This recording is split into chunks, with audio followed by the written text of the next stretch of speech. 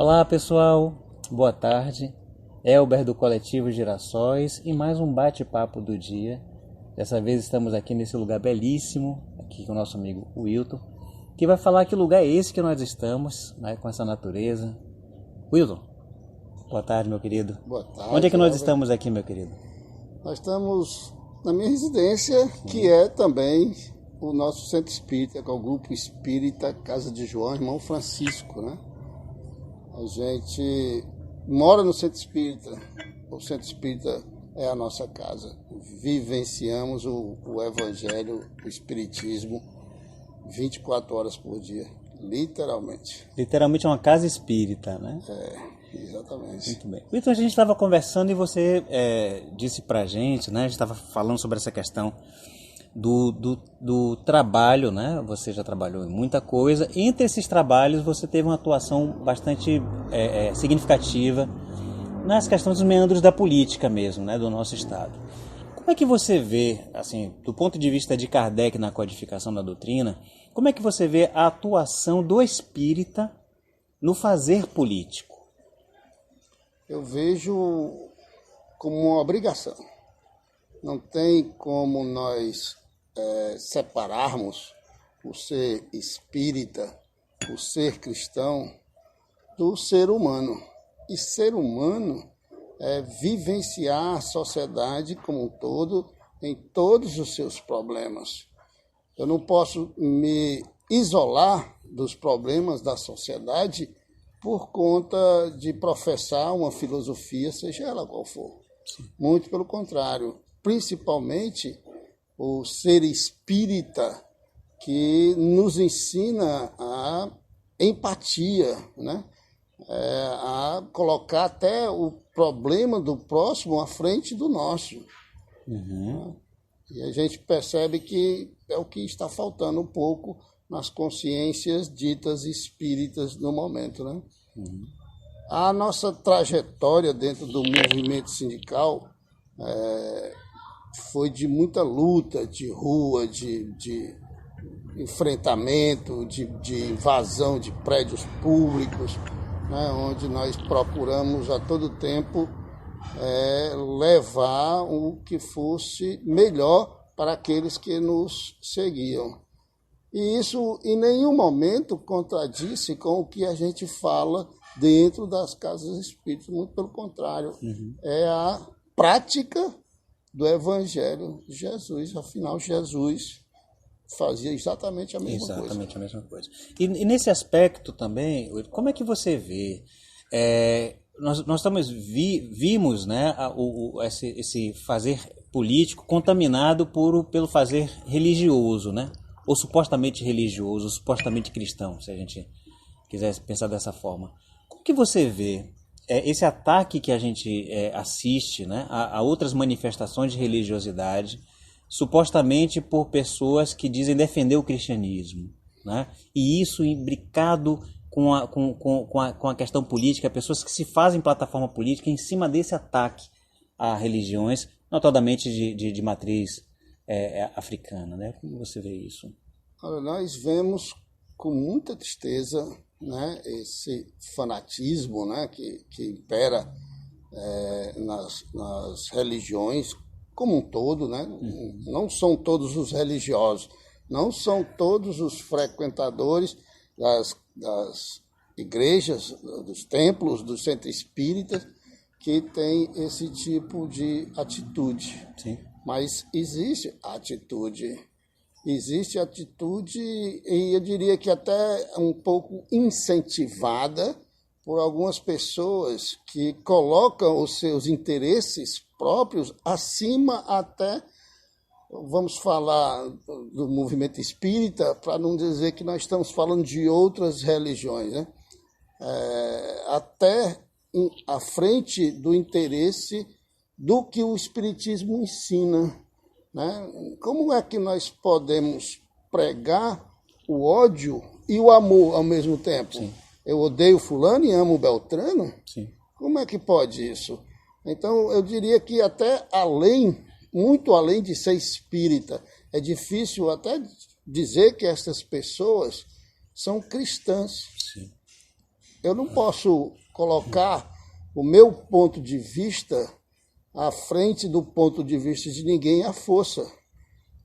Que se pode, de uma certa forma, e nem é muito recomendado, mas em conversas, em argumentos, né, levantar a sua ideia, defender a sua tese, para poder, no diálogo, chegar a uma conclusão.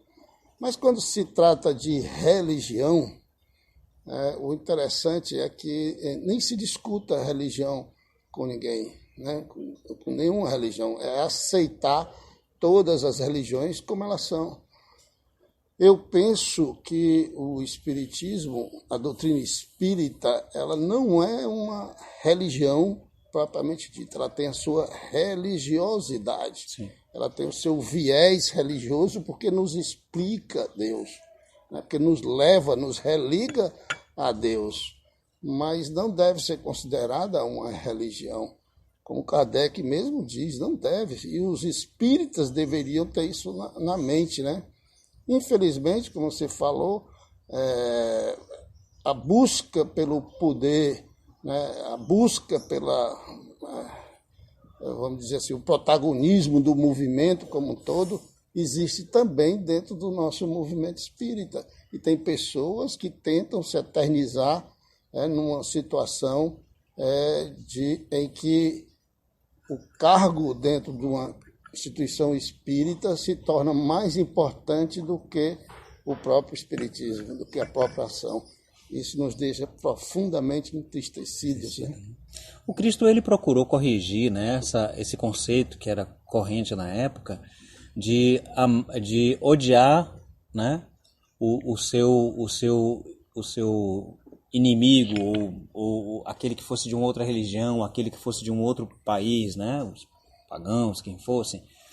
E hoje nós assistimos, né, inclusive essa situação que nós estamos vendo agora, independente da gente concordar ou não com o que tem sido feito e sempre reafirmando que nós somos contrários a qualquer ação violenta, né?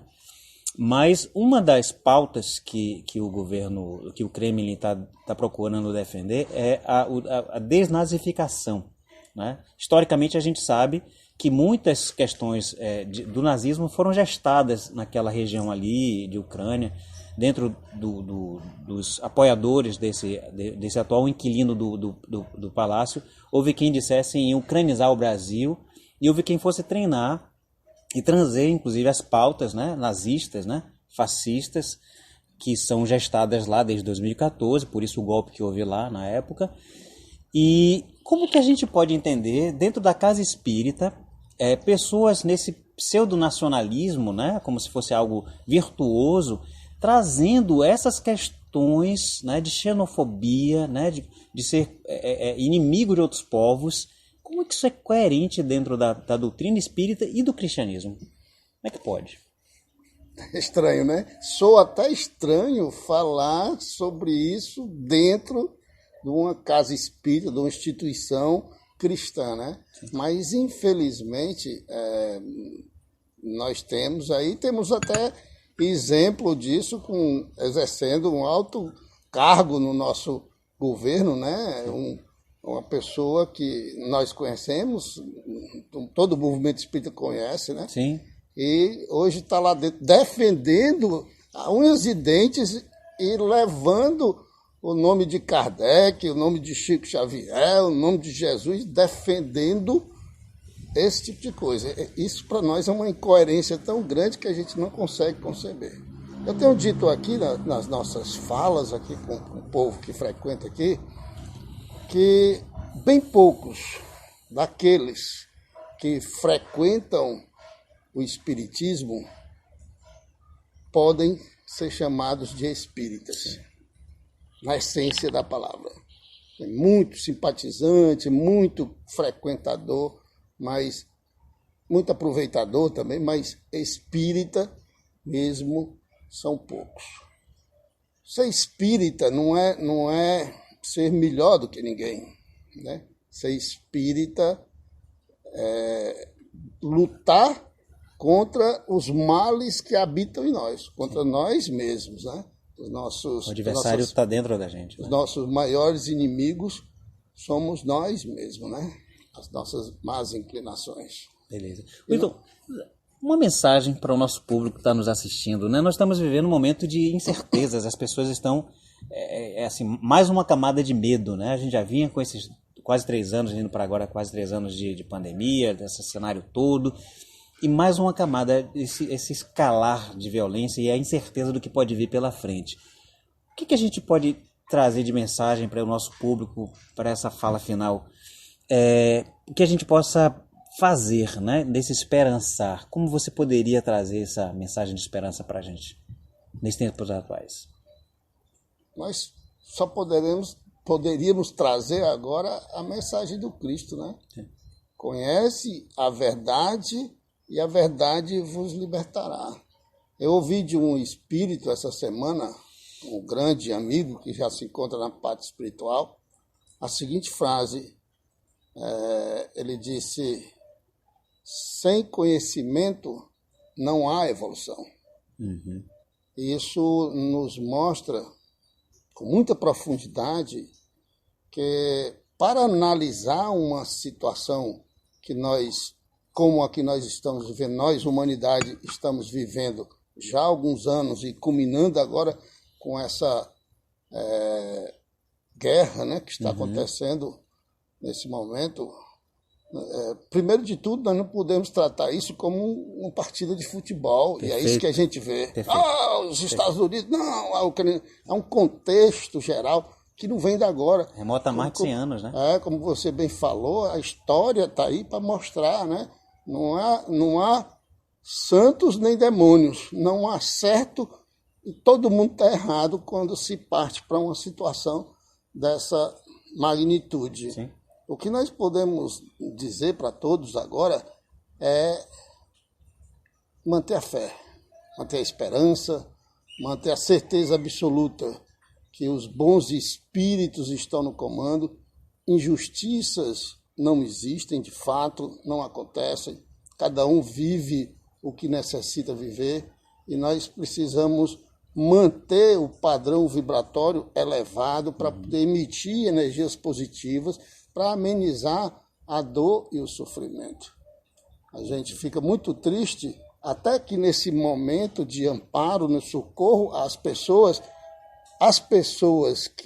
que têm uma pele de cor diferente estão sendo tratadas diferentes do que os brancos. Isso nos deixa assim, a que ponto a humanidade chegou?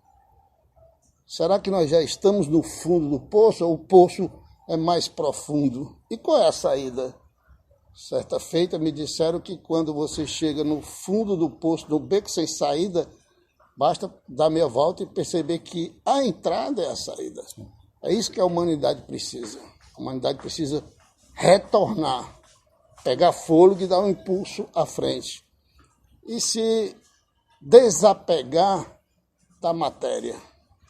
Inclusive nós espíritas, precisamos nos desapegar das coisas da material. Nós precisamos trazer as coisas do espiritual para dar mais valor. Não é uma posição, não é uma condição, não é uma situação que nos descreve como nós somos. É o que nós somos, de fato, que descreve. Maravilha. Wilton, muito obrigado. Um prazer, né, estar aqui contigo. Nosso. Fazer um brinde. Esse foi mais um bate-papo do dia do Coletivo Girassóis Espíritas pelo Bem Comum, com o Wilton. Prazer foi nosso.